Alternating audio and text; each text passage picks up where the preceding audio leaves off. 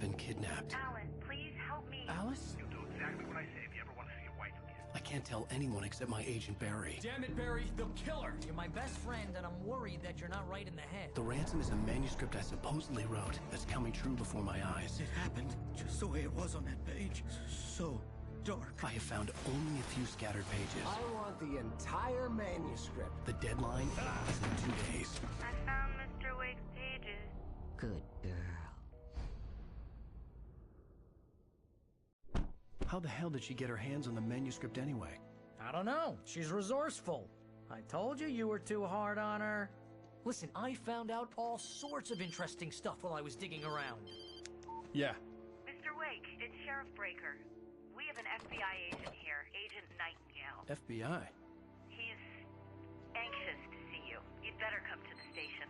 Okay, I'll be right over, Sheriff. Let's make this quick, huh? Help you folks? Name's Randolph. I'm the manager. We're looking for Rose. Works as a waitress down at the diner. Rose, sure. Nice girl. Who wants to know? I'm Alan Wake. The writer, huh? I heard on the radio you were visiting. Well, I'll show you her trailer. That Rose, she's a nice girl. Always pays her rent on time. As I was saying, Al, I found all sorts of weird stuff from the local newspaper's archives. This place is crazy. Disappearances, mysterious deaths, urban legends come true, and get this, most of this stuff takes place around Cauldron Lake. Well, you ain't wrong, mister. The Indians thought the lake was a doorway to the underworld. I'm the God-fearing type myself. I don't hold with that sort of thing. Yeah, okay. Anyway, there was an island there owned by a guy called Thomas Zane. Now, some of the articles I found about him make him out to be a famous writer, but I ran a bunch of searches, couldn't find a single thing he wrote. Zane was heavily into diving, so much so that the place came to be called Diver's Isle. But the volcano under the lake erupted in 1970, and Zane went down with the island.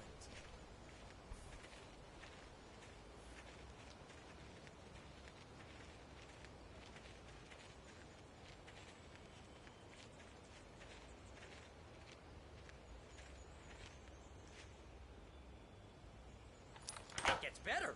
A local girl, Barbara Jagger, drowned in Cauldron Lake just a week earlier. They were lovers. Sure, Jagger's a local spook store.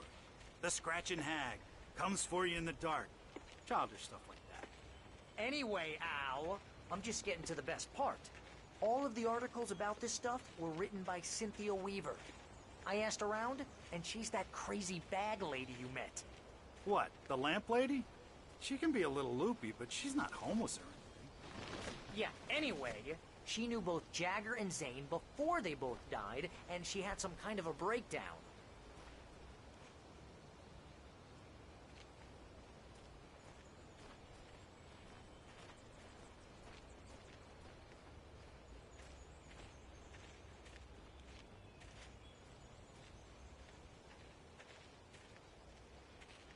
Well, mister, this here's Rose's trailer.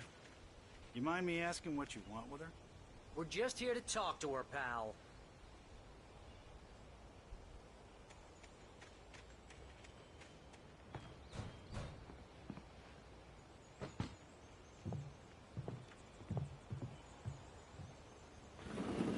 Welcome to... Oh dear, Mr. Wake. I'm so glad you're here. Rose, you have my manuscript? Oh. Oh, yes. Yes. Please, come in. Hey, this is really good. Rose, Yes, my manuscript. I really need it. I understand. I know what you need. A muse to inspire you. Oh, for Barry? She doesn't have anything. Yeah, hey, Al? Al, what's... Oh... Barry! What? What?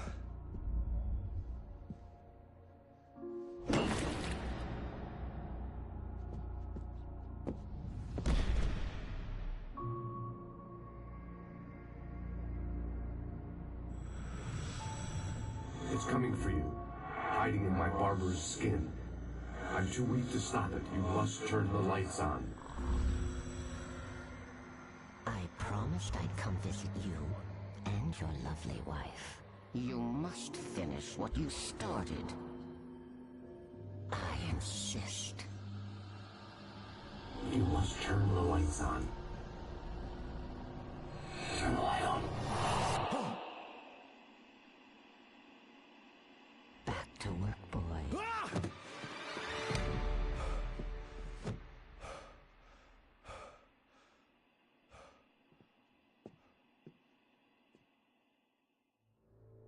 I felt nauseous, hungover. Only anger kept me going. I can't tell reality from dream anymore, but it seems I have an imaginary editor to help me. She's an old woman in a funeral dress. I call her Barbara Jagger.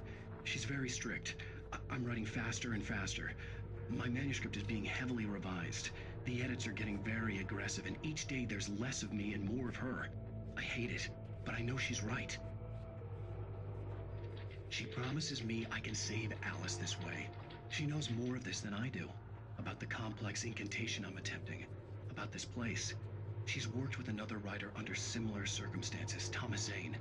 The genre of the story seems to be shifting. It's turning into a horror story. I'm getting close. I can feel it.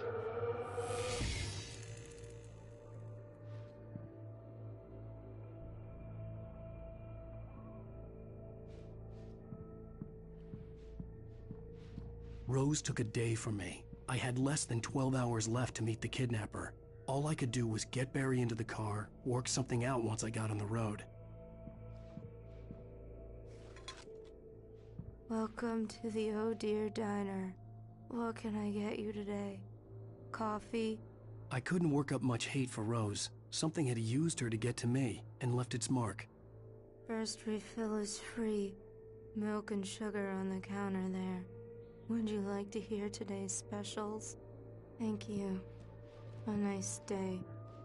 Come back soon. Barry was out of it. He was way too heavy to carry. You're right. I deserve more money. I'm so handsome.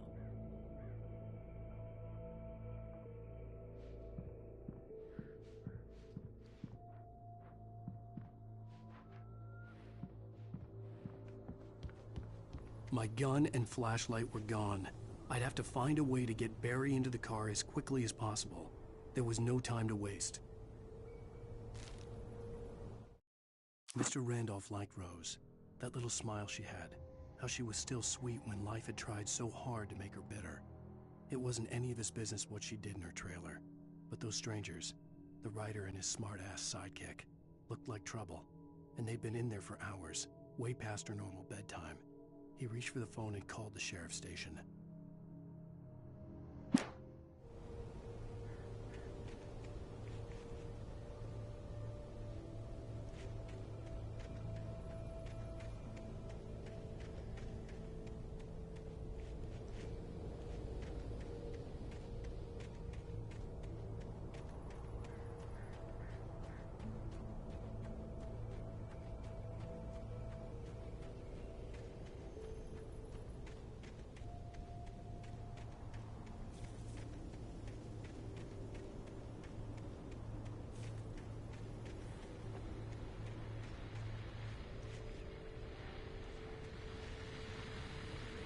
I just stepped outside to catch a breath of fresh air. Let me tell you, the weather's getting heavy.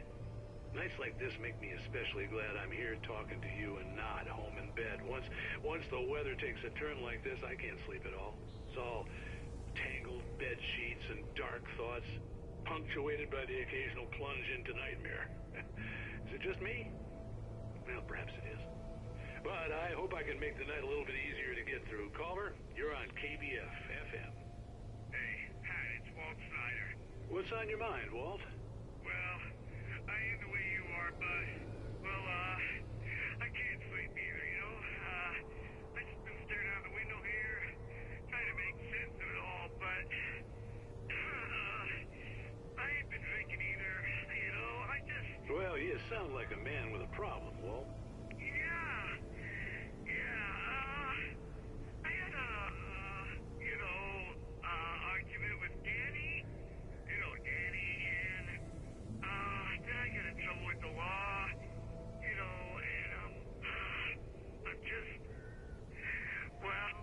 something like that, Walt? Yeah. Well, he's, Daddy's my best friend, and, he let me bail today. And now I'm just alone here at the window, waiting. Man, there's something in the air tonight, man. I was just outside looking up at the sky above our broadcast tower thinking the same thing. What are you waiting for, Walt? I don't know. Something's gonna happen. I think I better go. Well, Walt, maybe... No, thanks, Pat. Well, good luck to you, Walt. Hang in there. Let's take a little break, folks. This weather's really something else, huh? How can I be sure?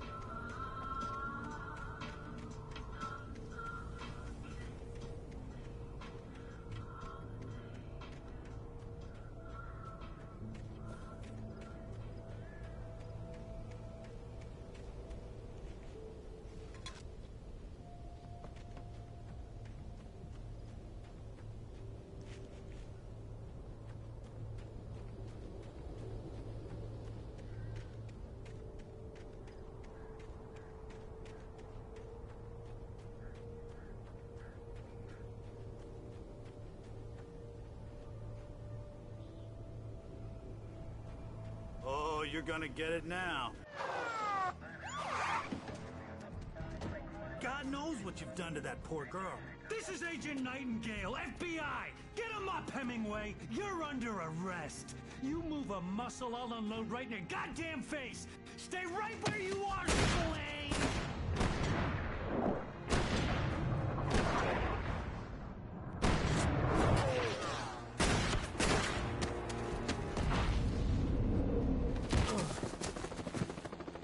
What are? I'm standing right here, you goddamn maniac!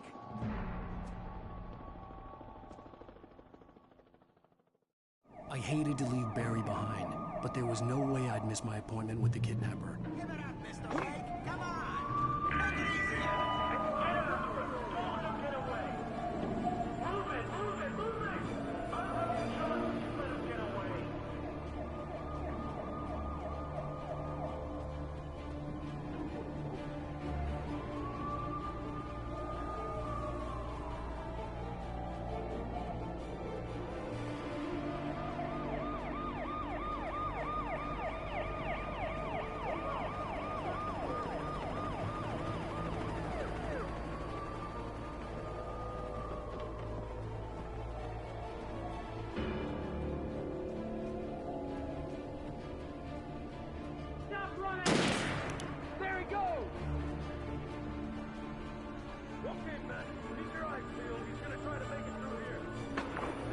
Oh, damn.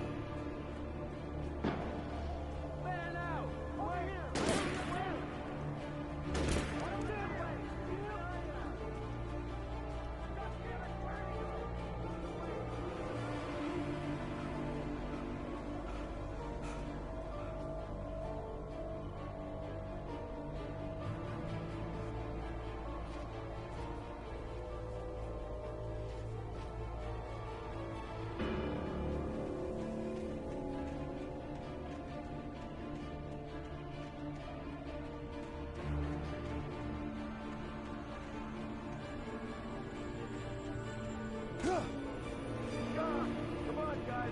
We need to head him off.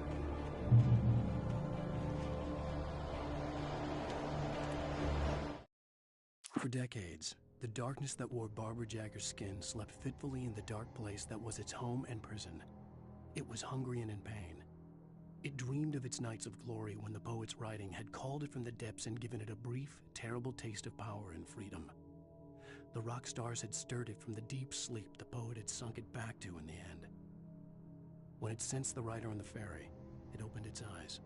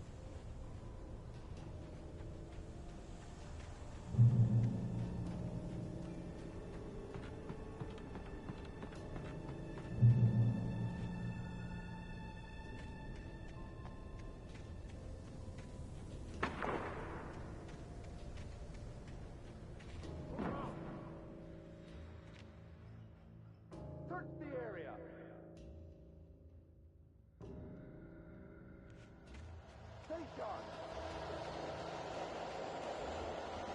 This way!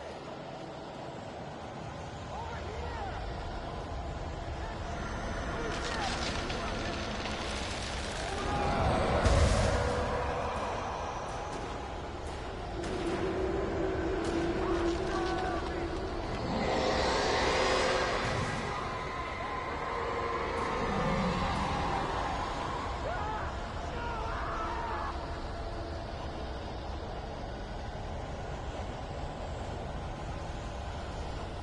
This horror was everywhere I went, circling me. The cops didn't stand a chance. They were after a writer, not a monster.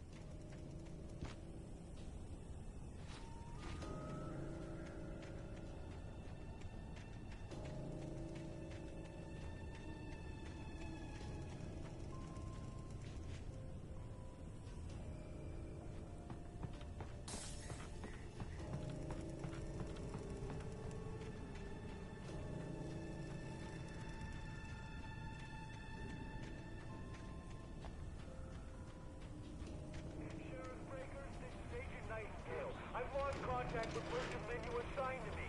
It's Wake's doing. Wait, are you seriously telling me that geek writer just took out my deputies? Are you kidding? I mean, have you seen this guy? He wears a tweed jacket. Over. He's the guy we're chasing. If it's not him, who then? Bigfoot? Over. I don't know yet, but I'm not in the habit of jumping to conclusions. That tends to come back and bite you in the ass. Out.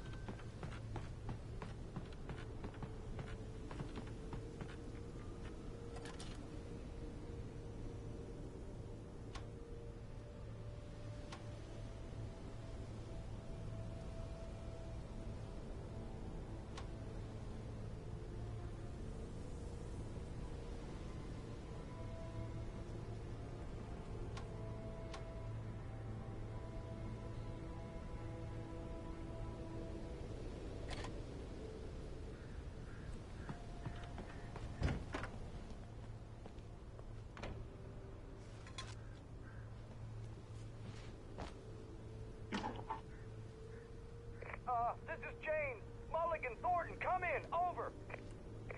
Thornton here. James, we got both Wheeler and Rose in custody. They didn't put up a fight or anything. Hey, Mulligan, what you... Come on. Sit down and give me that. James, Mulligan here. Over. Go ahead, Mulligan. Over. We got Wheeler and Rose here. Wheeler's drunk or hopped up on something. Speaking of which, that Fed had a pretty distinctive whiff of Otis Scotch about him, you know what I mean. Over. I don't have anything on that, Deputy Mulligan. Over. Well, whatever. Anyway, Rose is just being plain weird here. You better get Doc in to take a look at both. Over. Gotcha.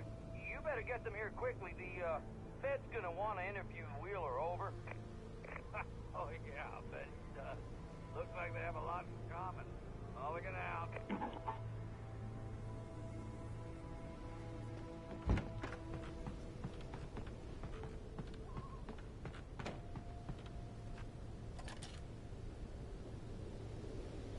I could see the lights at the radio station in the distance.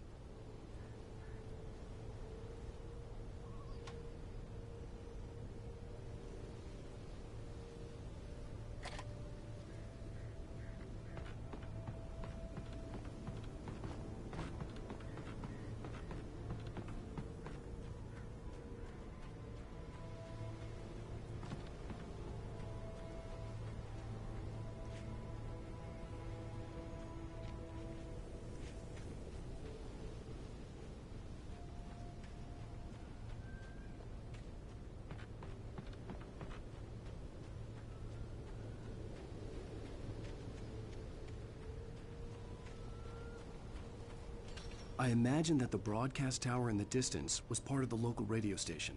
Maine seemed like a decent guy. Perhaps he could give me directions to the coal mine.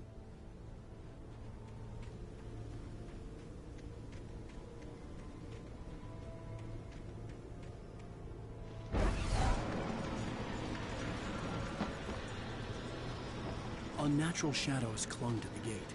The darkness that was after me was trying to stop me. I wouldn't get through without a light.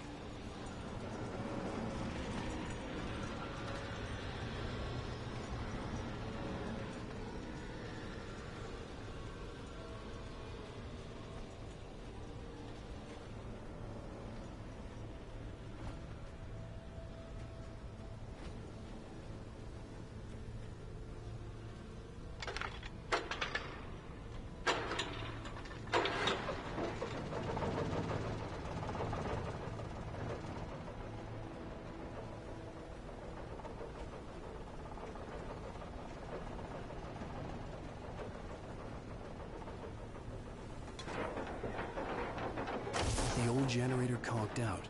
I'd have to see if I could fix it and try again.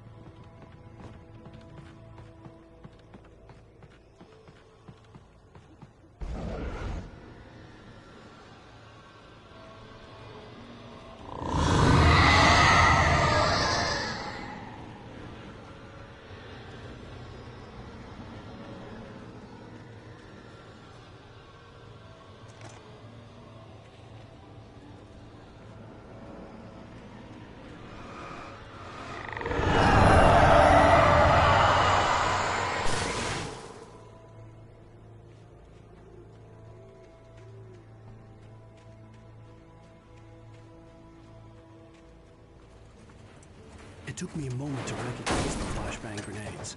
They were an ideal weapon for my situation. Team 1, come in. Over. Team 1, this is Sheriff Breaker. Report. Over. Team 2, come in. I need a report. Over. Come on, guys. Talk to me. Come in, please. Over.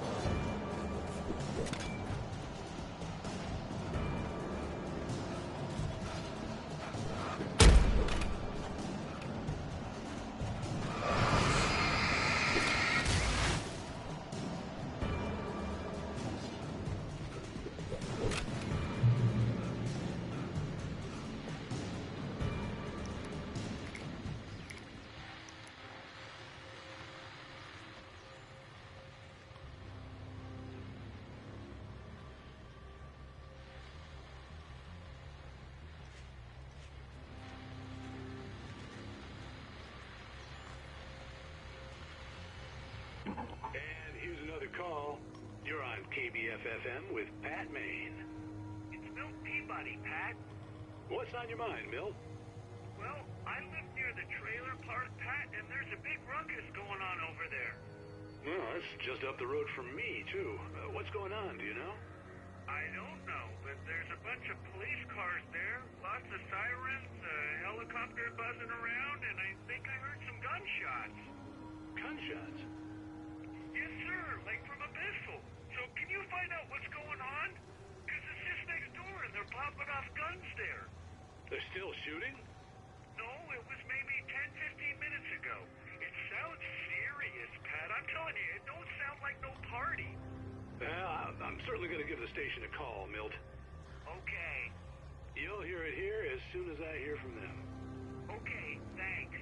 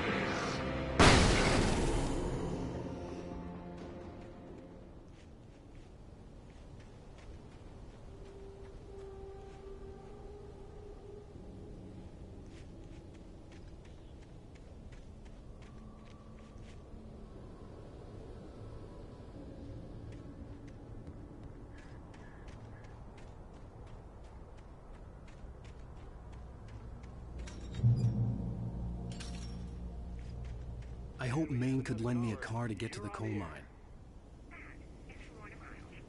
Oh, hello, Lorna. What do you have for us?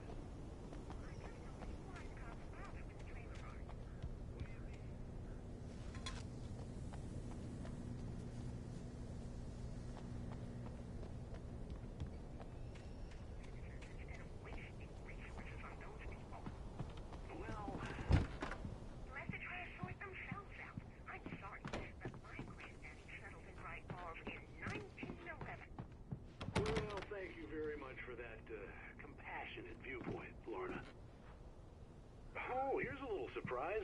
The famous writer Alan Wake just walked in. Folks, I'm going to see if I can talk him into an interview. Come on in, Mr. Wake. Oh, I'm so glad you could find the time to do this, Mr. Wake. Nowhere to run now, Dan Brown. You back away from me. Don't hurt it. Whoa. Everyone calm down. Put the gun down. We're all friends here, right? Cool your jets, Nightingale. We got him. Judas Priest! What the hell's the matter with you? There's a civilian in there.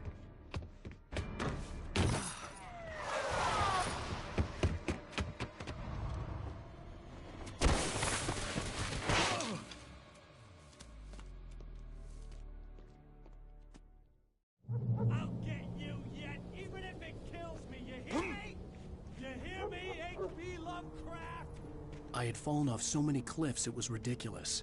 That's what you get for naming a book The Sudden Stop. It was probably good I hadn't had the chance to tell Maine where I was going. I'd have to lose the cops and find my own way to the mine. Nightingale stared through the broken studio window into the dark woods. He turned around, started to walk out, but Maine grabbed his arm. "Young man, you almost shot me. You don't shoot off rounds at people like that. What's the matter with you?" Nightingale shook his arm free, marched out. His cheeks burned with rage and humiliation.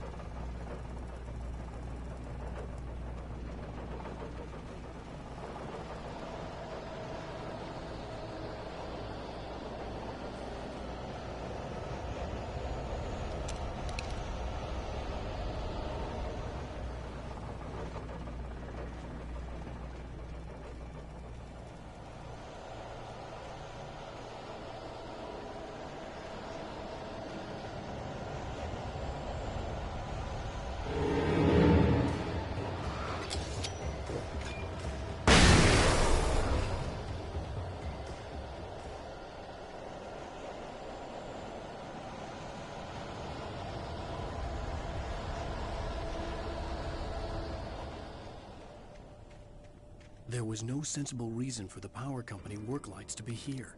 It was almost as if they'd been left for someone like me to use.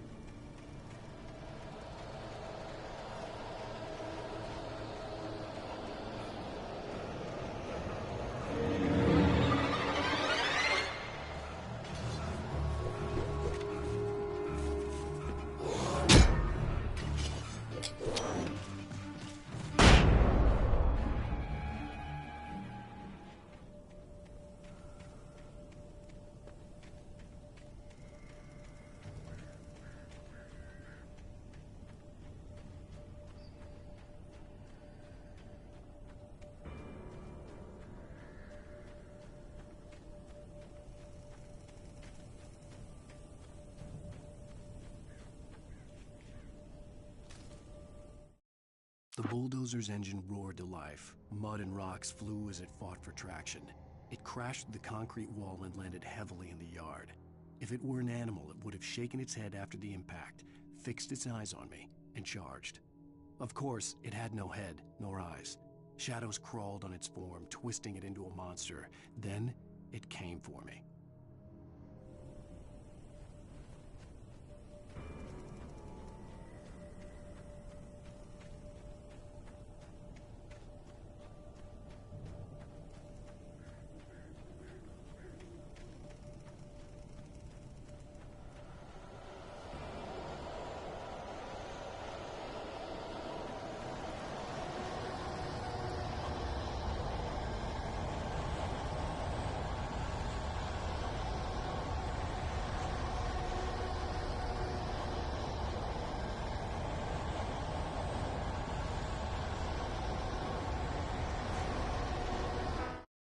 Sarah trusted her gut, and her gut said Agent Nightingale was an asshole. He felt wrong, and it wasn't just the smell of stale booze. It was in the way he flashed his badge, pulled rank, the look in his eyes when he wanted answers. Where was Alan Wake? What was this about an accident? Where was his wife? And most importantly, why did she let Wake go? He wouldn't answer her questions. Federal business was all he'd say.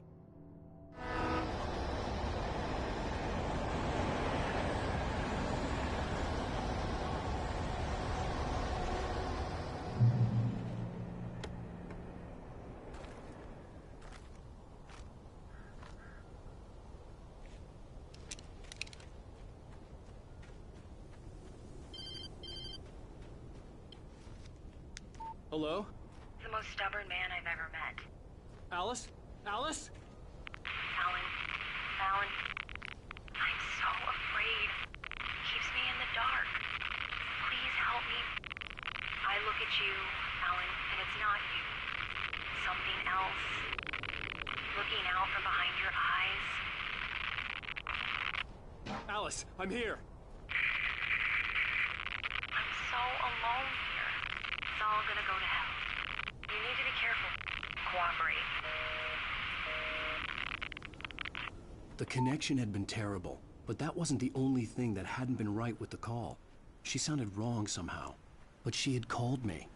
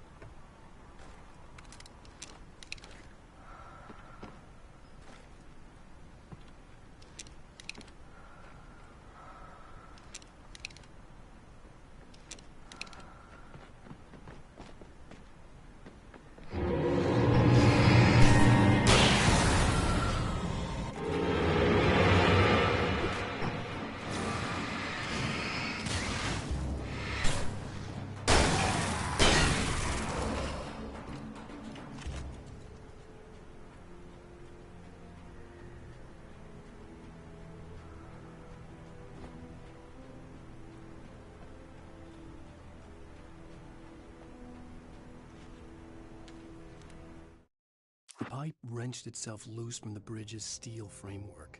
Wrapped in darkness, it floated in midair, twitching. For a moment, I didn't understand what I was looking at. The heavy object lurched at me with impossible force. I threw myself out of the way, but just barely.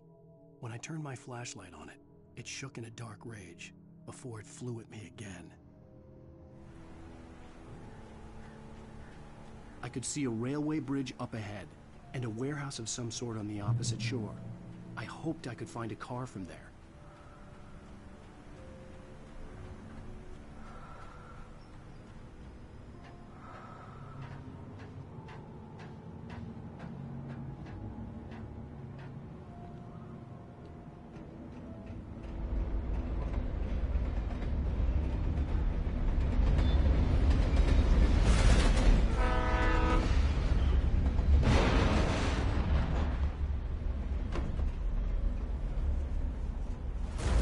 That was pursuing me was growing stronger, and it was taking over everything in its path.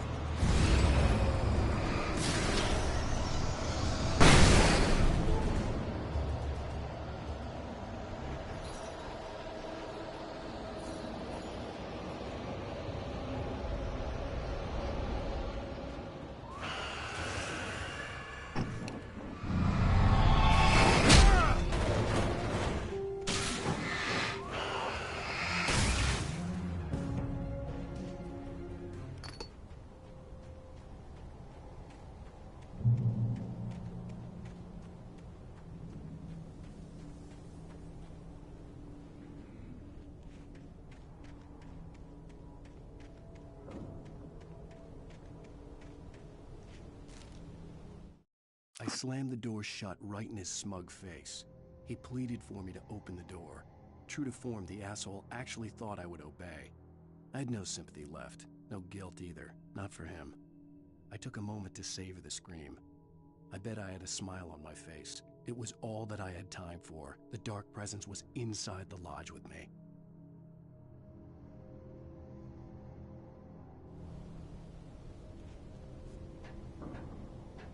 As a teenager, just starting to get interested in writing, Stephen King had been a source of inspiration to me. I thought about all the inanimate objects that had come to life in his books. No one is safe in a good horror story. Certainly not the protagonist. That's what makes them fun. This was anything but. The darkness could possess anything, and it was getting closer.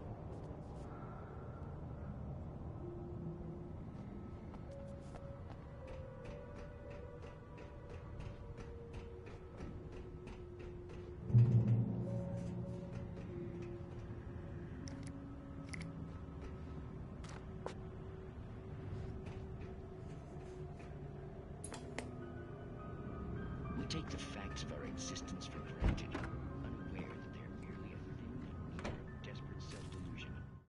The darkness surged towards me, sucking everything loose from the ground into its depths, tugging at my clothes.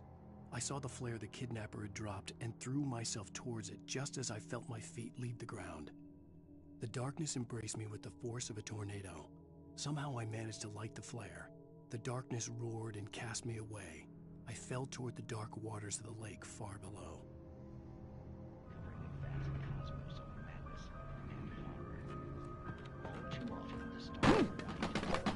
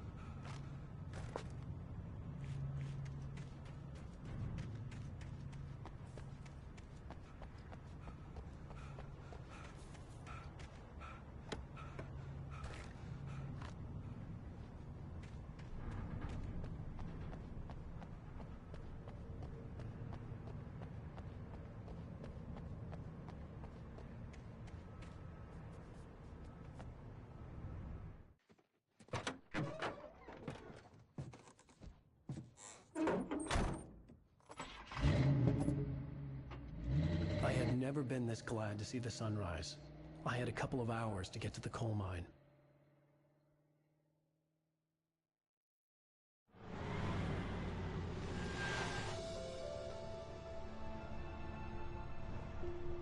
The coal mine wasn't far now.